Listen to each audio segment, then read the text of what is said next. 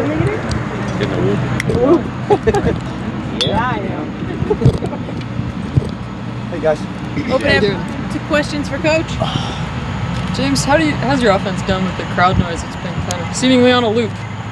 Yeah, pretty good. We did a very little bit. I think we did one period on Tuesday, because Tuesday's a real teaching day, so it's kind of hard to teach, you know, when the music's blaring like that. Today we did it the entire day, and then we'll do it, you know, tomorrow the entire day. And I think it's louder. As you can see, we're working in the end zone where the speakers are, so I think it's louder than you know, I know it's louder than what it is in Beaver Stadium. So just trying to get our guys as prepared as possible, playing the same type of music, all those types of things, crowd noise, whatever it may be. So I thought we handled it pretty well, but we've also done it from the beginning of camp. We didn't wait. We've been doing this since the beginning of camp. I think I told you guys before that, you know, I learned my lesson as an offensive coordinator years ago when I waited to the week of to work it, and that didn't go over very well. What's that decibel level? You talked about it on your call-in show. I think it typically, when the music is playing, it's around 97, 98. But when it's just the crowd noise, I think it gets up to 105. And for whatever reason, the crowd noise is higher. Are there issues with the township or anything noise-wise that you have to worry about with that? Do you live in the township? I don't really care. Like it? No, I think it's a favor to your neighbors. I could imagine living in my neighborhood, people would. To be honest with you, I've never heard anything about it. At Vanderbilt, we were right in the middle of a neighborhood. There's a little bit more of an issue. I know. Coach Moorhead told me a story when he was at Fordham. Their practice fields butted right up to classrooms, and a professor came out on the field. And I guess Joe told him, "I don't tell you how to run your classroom. You don't tell me how to run mine." As you can imagine, that probably went over really well. I probably won't try that tactic. But no, we haven't heard anything. And I think you guys know, you know, pretty much everybody around here understands, you know, what we have to get prepared for. People are very supportive. The other thing is, fortunately, you know, we're on this side of campus, and we're fairly far away from most of the classrooms and most of the students, to be honest with you. Even the dorms, we're not near. So I think that's an advantageous setup for us as well. But no, after watching this video now, you'll probably encourage someone to do that. Do you get much feedback from the players of how much that helps them practicing with the sound? Well, I don't think anybody likes it. The coaches don't like it. I don't like it. The players don't like it. You have a headache by the end of practice. Your ears are ringing. I'm trying to figure out a way to get the treble turned down, because the treble just kind of pierces your ears. But it's one of those things, you don't like conditioning. You don't like morning workouts, but all these things are important for us to be prepared and be ready to go into these venues. And I've been in pretty good venues in my career, and it can be challenging. Whether you're in a dome, can be challenging. Whether you're in, you know, SEC stadiums, Big Ten stadiums. I've been in enough of them, you know, that I think we know what we have to do to be prepared for it. Trace was telling us earlier today that he felt the execution yesterday was really. You've been working out. A little bit, yeah? Yeah, pretty good. Thanks, guy. Yeah. He felt it was good for a Tuesday practice, and he thought it was attributed to the film study a lot of the guys have been doing. Did you feel the same about yesterday's practice? How was today, and what would you attribute it to? I think it's a couple things. I think we're an older team as part of it. I think the other thing is, now for 2 years, the players are getting together on their own. On Mondays, our day off, and watching film and talking ball and watching tape and probably laughing and telling stories or whatever, but they're taking some initiative to get a head start. So now when we install things and we're talking about what they do defensively, they already got a little bit of a feel for it, because they've watched it together and discussed some things. I think that helps.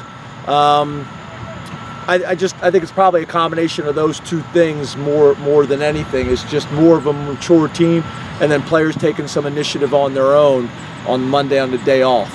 You know, so and then I think probably, you know, you're getting to, you know, week 3, week 4, week 5 in the season, they kind of start to get a feel for the routine, and I think that helps too. James, when you think about teams that don't beat themselves, what does that mean to you? Yeah, it's penalties. giving away yards and penalties, although if you really look at the statistics, penalties aren't overly significant. I think turnovers is probably the biggest thing when you think about not beating yourself. Turnovers since the beginning of time has been one of the stronger stats forever. I would say that's probably the biggest two is turnovers, number one. The other one is penalties, and then the last thing is just execution. So when you grade the tape, how many missed assignments did you have when you didn't execute the play correctly, and then on film the play had no chance to be successful because of your own errors, not anything that the defense did. So that would be the other one. That's one of those that fans, media watching the game, you wouldn't know that until the film is graded. Obviously you can watch and see they're not executing, and I don't know why. That's probably why. So that would probably be the other factor. How much is it different from a coaching perspective now when you can just focus on execution than maybe be in a situation where you can't overcome the mistakes that maybe you couldn't overcome? Well, I think early on when you take over a program, I think that's, and again, it depends on the type of program you're taking over, but I think that's one of the first things that you have to do is teach the players how to not lose. These are the things that are going to lose games for you. And before we start learning how to win, we got to stop doing these things.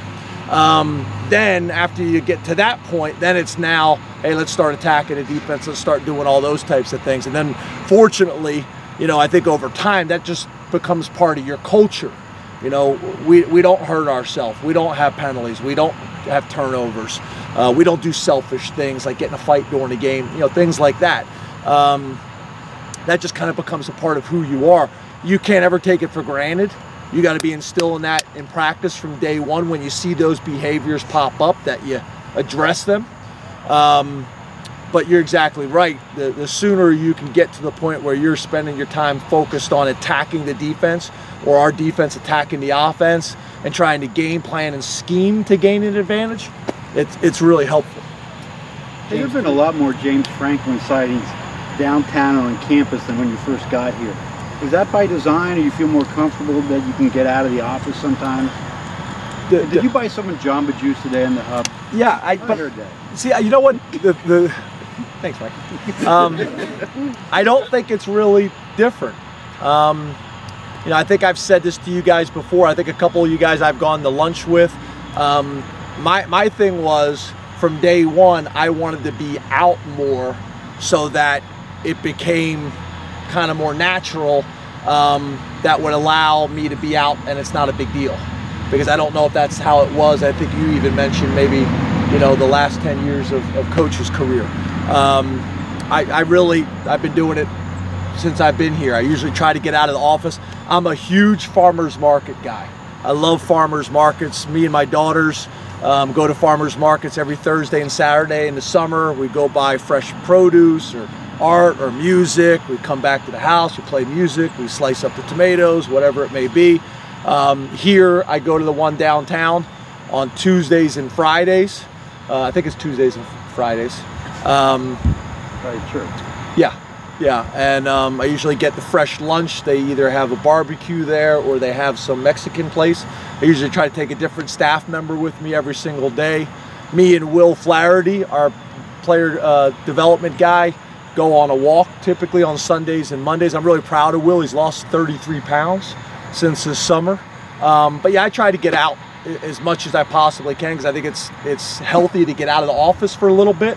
And then I've had a routine since, I think, Chris, since I've been here, is Tuesday after the press conference, I try to pick up students and drive them to the hub or in that direction.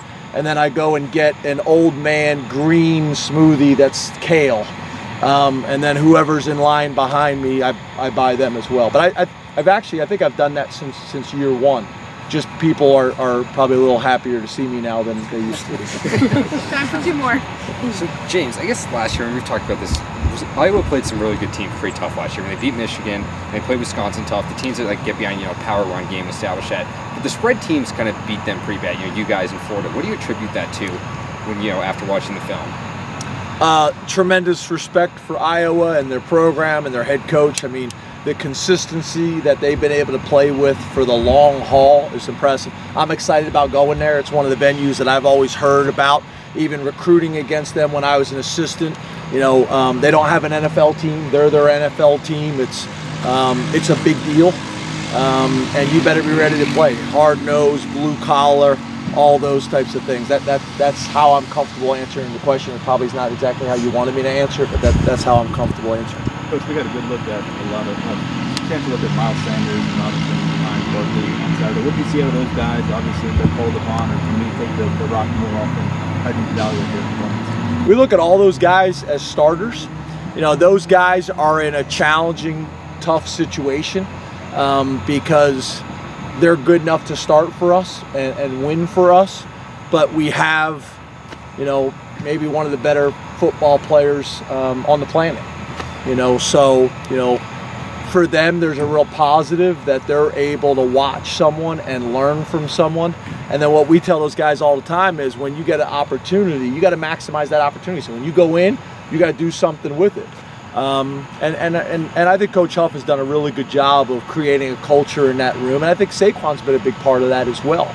You know, how Saquon works, how Saquon is in the community, how Saquon goes to class. It's hard for anybody else not to do it if Saquon's doing it. So, you know, we're starting to create that type of depth at a lot of positions, which is good, and we're going to need it. But you know, I think that's probably the new word in our program right now is there needs to be a little bit of patience with some of our personnel, that their time is coming and they just need to be ready when it does. Thanks, Coach. Thank you. Thank you. Thank you.